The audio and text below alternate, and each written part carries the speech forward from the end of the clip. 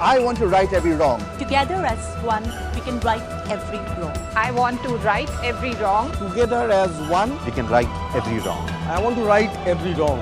And together as one, we all can right every wrong. I want to right every wrong. Together as one, we can right every wrong. I want to right every wrong, and together as one, we can right every wrong. I want to right every wrong. And together as one, we can right every wrong. I want to right every wrong. Together as one, we can right every wrong.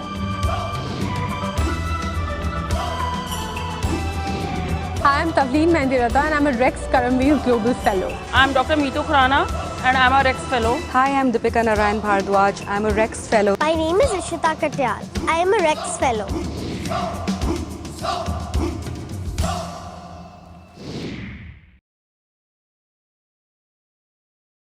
We're going to start the open mic session with a very interesting person who's doing major work to clean up India.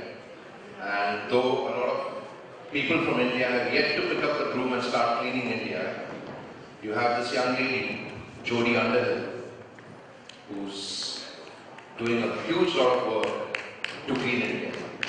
Swachh Bharat Mission in the face. Come on. Okay, hi guys. I'm going to get straight on with things, okay? So I came to India in December 2008. I spent my 20s travelling the world. I got to India and couldn't believe that a country could be so absolutely filthy.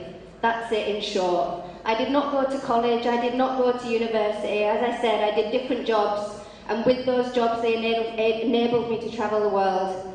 My first project was a project called Triund. It's a mountain camp, as you can see from the picture. It took us 1 year to clear the garbage that had been thrown over the edge. So 5 years ago we started a weekly waste collection service from all the guest house, chai shops, and also cleaning the 8 kilometres of trail that runs to this beautiful area. We then started a door-to-door waste collection service in Bagsunag, the area that we were living. We now collect from 250 households, which doesn't seem like a lot, but our boys are carrying waste on their backs for up to 4 kilometres because it's in the mountains and there's no vehicle access. We came to Dehradun in 2012, and one of the first things that we had to do was install dustbins, raise awareness.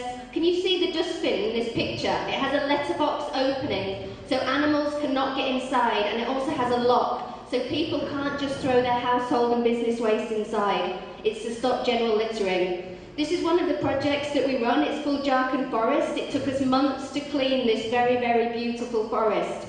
And the thing that stopped dumping the most was doing an educational children's day with the children and encouraging their parents to use the waste container instead of the forest. So this is Astley Hall, posh business localities, and massive garbage problems. So these businesses contribute a small donation each month. We employ a waste worker to maintain their area. We've also done this, the second side of Astley Hall, Anna Kent Palace. 41 out of 42 businesses gave their waste to rag pickers, who then disposed of it in the car park and then burnt it. So a small contribution per month can actually do something very, very major when that's all added together. So we maintain the local park. It's called Gandhi Park. It's the only one we have left in Dehradun. The municipality, they employ sweepers. You know the story, they don't come to work. So our one guy manages to maintain this whole park. We do composting of the garden waste. You will never see leaves being burnt there anymore. We've installed dustbins. We started this project with just a 60,000 rupee donation from CII. It was marketed as this big, huge CSR project, which it really wasn't. It was 6 people gave 10,000 rupees. You can do amazing things with small amounts of money if it's actually spent wisely. So Dalamwala is a colony where people are contributing, the local residents are contributing. Again, the municipality employs 35 members of staff that do not come to work, and we've managed to clean up that colony with just 3 people, and local residents and volunteers and people coming to join us. We started a waste collection service from a village called Purple and Jaspur. So we collect from about 70 households. We're expanding to 3 more villages, and the reason it started was because of these school children. They were the ones that came to us and asked us to start the collection. We're also doing an educational program with Nokia. It's called Create to Inspire, and it's teaching kids how to be good citizens. It's not enough just being able to read and write. You need to learn how our actions are impacting the environment and how we can change that. We do training programs, artwork. We also have a project in Corbett Tiger Reserve. So we're starting a waste collection service that will cover 100 villages over 120 kilometre distance. We're working in 15 villages at the moment, and this project is being funded by Club Mahindra. Now, something that I will say to you, the dilemma that we have, you need money. And my heart broke when you were telling me about all of these companies today and the bad things that they've done. And the moral dilemma is, you know, we have Mother Teresa here, who honestly and openly said, I will take money from anybody and I don't care where it came from. So I felt very ashamed sitting in the audience with my Fortis t-shirt on. And I know exactly what you mean, because they offered me funding for my Gandhi Park project and I turned it down because they wanted to put hoardings up that were so big, and I turned the money down because that would be me destroying the park, not taking care of it. Thank you. Please come up. A lot of courage to do that. Several people speak about, I always say this, you can't fight evil by sleeping with the devil. But even this funding thing, and I also think, and I'm sick of seeing people's face when you tell them that you're an NGO. I know NGOs. You have loads of money. Well, this 85% of NGOs that are taking money and doing bad things with it, you're ruining it for the people like us that are trying to do good, honest work. And why cannot these people's accounts not be checked? Come and visit my projects. Go through my accounts with a fine-tooth comb. You will see that there is nothing wrong there, and I'm very proud to say that. And also, it's so hard doing things here, honestly. And I don't get funded because there's not a piece in the pie for anybody. Thank you, Jody. Jody, Ram and Meenu to share fascinating work. I was in Dehradun 3 days ago, and I have to tell you, such a beautiful place. God's gift to India is getting destroyed. And it's heart-wrenching to see garbage everywhere. And you as a lone crusader are doing fantastic work, so big applause to you. I really have one question to ask is, I know you're having trouble with reaching out to all the corporates, getting all this done. Can individuals also contribute? Have you set up a site? Have you set up a place where they can contribute from anywhere in India or even anywhere in the world? Yeah, absolutely. So we have a website. It's wastewarriors.org. If you skip this slide, you can see the website. We have Facebook pages for the Corbett project, Dharamsala, Dehradun. You can see what we're doing. You can see from wherever you are, and people can contribute. But also, think about what you do. If you are giving a bag of mixed waste with your food and everything in there all mixed together, you are part of the problem. And until you start segregating at home, and you can, please don't blame the government that they collect it mixed, so there's nothing I can do. You can. You keep your food waste separate. You must be able to, there's either animals on the street that you want to help or composting. Daily dump. Have a great camper pot that you can use. You don't even need to have a garden. You can do it on a balcony. There's smart bins again. $2,000, you can compost all of your organic waste. Okay. Give your recyclables to a rag picker. Very poor people, or sell them themselves if you want to, and only give that non-recyclable waste to your municipality. Then you're doing your bit. All right. Thank you, Jody. Quick reflection question. Great initiative. How do you pick your projects and places? How do you decide I'm going to go to Dehradun and do this versus some other city? Okay. So we went to Dehradun because the Max India Foundation wanted us to clean the road to their luxury resort, and the funding stopped because we wanted to do education and awareness raising and system creation, but they just wanted road cleaners. So that's how I went to Dehradun, the honest truth that will not usually be announced at any presentation except for this. Mani Agarwal? All right, Mani. Your 3 minutes have begun. Hello everyone, hope you're all doing well today. My name is Mani Agarwal and I'm going to be talking about entrepreneurship today. I'm going to keep this real short because I know I have only 3 minutes.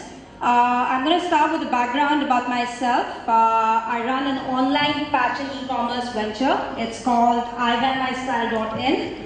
I don't belong to the fashion industry. I'm not a fashion designer. I'm actually a certified public accountant. I did my CPA from the US, And I was working 3.5 years in the corporate sector before I decided that I completely was not made for it. So I started my own venture when I was 24. I'm 27 now. I started when I was 24. I had no money because I had blown up all my savings. So I started with a laptop. We were able to do a turnover of 60,000 rupees within the first 1 month, and we're closing this year, which is the third year. This March we're closing with a turnover of over 1 crore. That is the growth that we have witnessed in the past 3 years. The venture again is entirely bootstrapped and the sole proprietor, and unlike other e-commerce ventures, we haven't looked for funding. I think it's really important that you always scale up at your own comfort, and I'm growing step by step. Coming back to the forum, which is not just talks, ideas for actions. So I don't want to make this rhetorical. I actually want to talk about a couple of actions related to entrepreneurship. One of my main observations and one of my theory is that you don't need to have an out-of-the-box idea to start your own venture. What matters is how you think out of the box to make that venture happen. So many times I go out, and it's been 3 years I've been running my own venture. People come up to me, they ask me, what is it that you do? And I tell them I run my own online fashion business. And a lot of people say, okay, that is something we see a lot of women doing. In fact, I met someone the other day, and he told me that the only thing that I hear women doing these days when they start their own startup for their business is either fashion or baking. That's the only thing I hear them doing. And I wanted to tell them that number one, it takes a lot to start your own business and be able to sustain it. And number two, 80% of the startups in India, they fail within the first 3 years. Only 20% make it to their third year. And that's only when you think differently and you're thinking out of the box.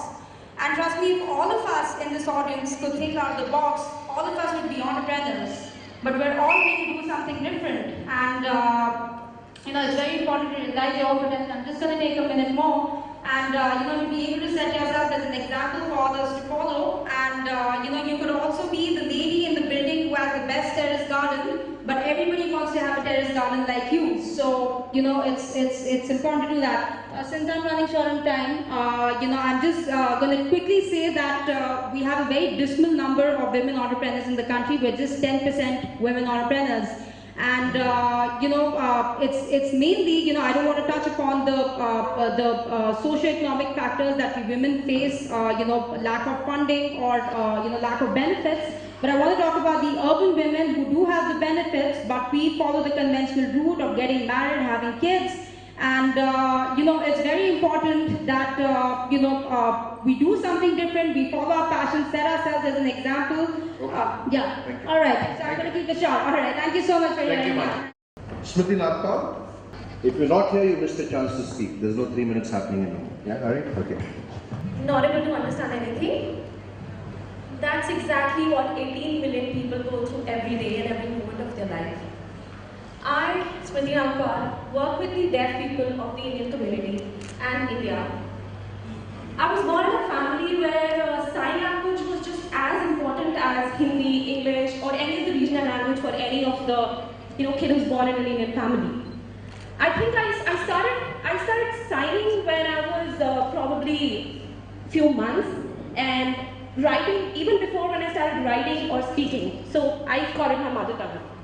I'm blessed to have 2 elder siblings who are 10 years elder to me, and they both are deaf and mute. And they are awesome, and I think I'm completely proud to introduce myself as their younger sister. I think I somehow subconsciously, without even knowing, became an interpreter probably at the age of 4 or 5, when I used to deal with the issues which I was not even aware of. I didn't know what, certain issues I was too young to understand, but since I was the thread between my parents and my siblings, I had to understand all that. I was 16 when, for the first time, National Association of the Deaf invited me to interpret for the 30,000 Indian Deaf World Disability Day. I was shocked. I had no confidence, no experience, no exposure, but they all said that you have a skill which you should definitely show and work on. I went to the stage, I did my interpreting, I did it, I came out, went down the stage, there were 15 people standing, and they came to me and said, thank you thank you for interpreting, because we could able to understand what everybody was saying just because of you. Yes, that was a point where I felt, yeah, I mean, a little skill which I have learned because of my sister and brother can really help people understand things which they are deprived of. I felt good, I was young, I didn't know. Please clap like this in Thai language, I would be happy to do this. I'm sorry. And in my second year of college, I got selected as the anchor for the hearing news, which I am continuing now with Desh. This is my 4th year and I do the news with them. And after that, things didn't stop for me. I never looked back. I did a lot of closely work with advocacy, with ministries for the deaf rights. But 2 years back, after my graduation, I'm 24 now. So I realized that, yes, there are people, there are NGOs, there are people who are working for the advocacy, for the rights of deaf, and I am happy about them, what they're doing for the people. But I want to take another step, another path. Not the only protest and the fights, but go a little beyond that. So I chose a path which was about spreading creativity, and I have my organization Atulya Kala, which is 2 years old now, and we are trying to empower deaf through design, art, culture. So we believe in collaborations where we collaborate with hearing artists, hearing creative professionals, so we try to make music for deaf people. Okay, you have to conclude fast now. Yeah? So yeah, I will just end this here, and I just want to say one thing, that I was fortunate to realize what I want in my life. And I think challenges are there and we all want to make changes. It's just one tiny little step which we have to take, and I took my step. I would urge you all to the next time whenever you meet a deaf people, please urge that one little step toward that person. It will bring the change. Thank you so much. Thank you. Aparna Bhatnagar. Namaste everyone. I'm Aparna and I run an online store that sells responsible products. They're basically organic, natural, eco-friendly products, or products that are made by NGOs, artisans across the country. The main thought behind this was to leverage the power of consumerism to right the wrongs that are happening in our society and environment. All of us exert tremendous amount of power over this world by the money that we spend to buy products. And each of the products that we buy every day does either good or bad to the world. By choosing the good products, we will make a chain of good things happen to the world. By choosing products that are made irresponsibly, without paying people well, without looking after their working conditions, without a regard to the environment, these products will do tremendous amount of harm, and each one of us is fueling that chain of actions. So there is tremendous amount of power in our hands, and we need to realize that. For example, I'd like you to consider every day forest area the size of Jaipur, the city where I come from, is destroyed just to get wood for our needs. Waste of almost 70 million tons is dumped into oceans from companies producing consumer goods. So this power is in our hands. We vote every day, every time we purchase a product. Our money can actually go and power an NGO, give them funds. When we buy a bag from an NGO that works with women, we're giving money for them to continue their program. The women get livelihoods. Similarly, if you're choosing an organic product, you're helping a farmer make a switch to a better form of agriculture, a safer livelihood. You're reducing his chances of getting cancer, and you're buying a product that's good and safe for you and your family. And you don't need to do anything different. You anyways want to spend money, and it's just about channeling that money in the right direction. I would just leave you with this request that whatever products you're buying, give a thought to what the alternatives are, and can you choose a better, healthier, more responsible alternative. Thank you. Thank you, ma'am. Vishal Jindal. Yes, sir, you want to come up? Thank you nominating me. I don't know who nominated me, but it was like 3 days of event, and it was my life-changing moment. I'm feeling over-motivated. Thank you everyone for sharing your stories. Thank you. I'm an anchor, MC, entertainer, VJ, OBRJ, presenter, motivator, director, photographer, filmmaker. and I'm into motivational seminars. Okay, so there was lots of things that I did in my life. I don't want to get into the stories and how I get motivation for that and all these things. I'm an entrepreneur. I have a company by the name of youtalkies.com. We are basically into film production and creating a chain of motivational people all around. So we, I want the NGOs to be connected with me, like we are into film production, we are into filmmaking. So any kind of help you want from me in filming, in filmmaking, in making of your documentaries, I'm available. Anytime you can get in connect with me on Facebook. I think most importantly, Rex, I want to say 2 lines for Rex, Rex, what I have gone through, what I have studied in my life through Rex. I want to share 2 lines of Hindi with you all. कि अच्छे बुरे की तुमको परख देकर जाएगा, चेहरे को पढ़ने वाली नजर देकर जाएगा। यारों, रेक्स इस जमाने का वो संतराश है जो पत्थर को भी बोलने का हुनर देकर जाएगा। So yes, this has created a lot of things, a change in me, and any of my profession can help any NGO, any organization. It will be my honor to be with you. It will be my honor to work with you. Thank you, Jai and Vande Mataram. Thank you, Vishal. I'm inspired now. Thank you so much. That was amazing. Saurabh Kaushal.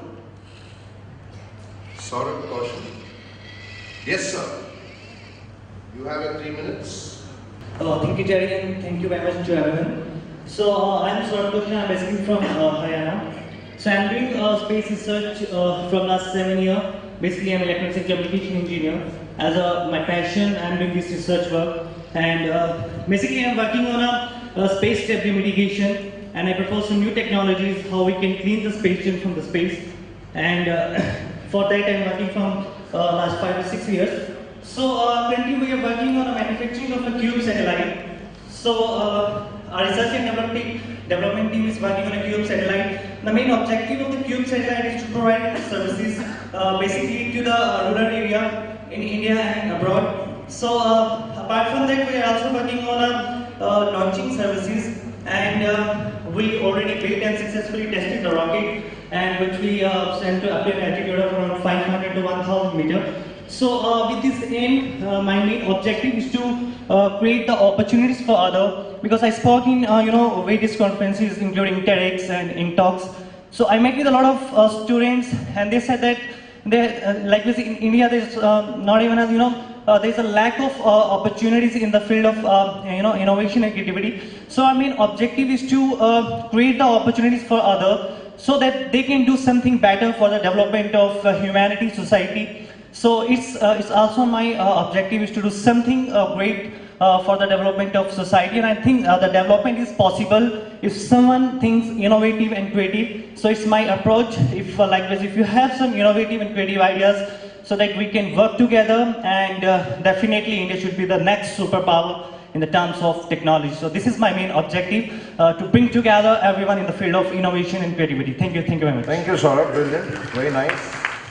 Subbu, you had something that you wanted to come and recite. Subbu says that he's been inspired by all of you, and he wants to sum that up in a few lines with his eloquent poetry. Thank you, ladies and gentlemen. Treat this like a commercial break. I've been hearing a lot of inspirational stuff that's been happening, a lot of depth in the kind of work that's been happening around. A lot of people have been doing a lot of things, and it's just overwhelming.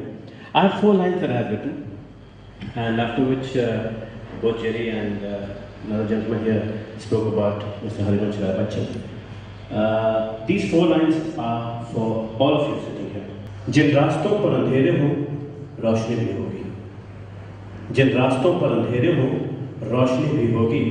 जहाँ सन्नाटा बसे, वहाँ जिंदगी भी होगी.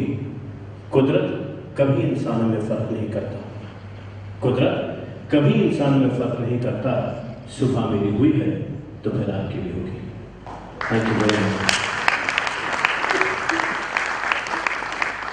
I would like to just, do I have a minute more? Okay. He's the monitor. Okay. I am reminded of Harivansh Ravan's poem, which is what I felt when I was sitting there and listening to all of you. I haven't done the kind of work each one of you have done here. And what he said was, मैं जीवन में कुछ कर ना सका, मैं जीवन में कुछ कर ना सका, जब मैं अंधियारा छाया था, मैं ज्वाला लेकर आया था, जल जल कर दी मैंने आयु बिता, पर जगती का दम हर न सका, मैं जीवन में कुछ कर न सका। बीता अवसर क्या आएगा, मन जीवन भर पछताएगा, मरना तो होगा मुझको भी, जब मरना था तब मर न सका, मैं जीवन में कुछ कर न सका। Thank you very much.